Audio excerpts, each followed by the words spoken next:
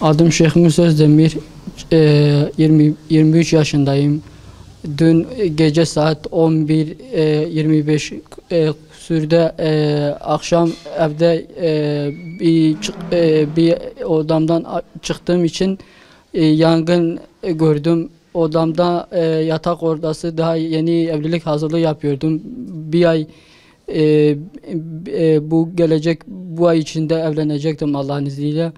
Bir baktım yangın dolayısıyla evde yangın çıktı. Bütün aldıklarım eşyalar bütün yandı.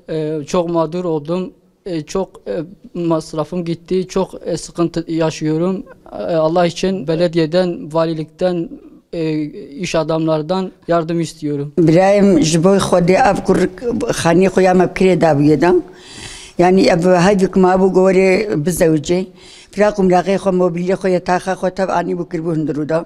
Yê tişik ne cihêzê wî me ne ji yetaxa wî me ne mobilya wî me tawana xanê me tev hate xwar. Timamê tiştek ji hundirûyê me de jî ne me heta qeta jorê jî em tev de zehlemî ji bûne min.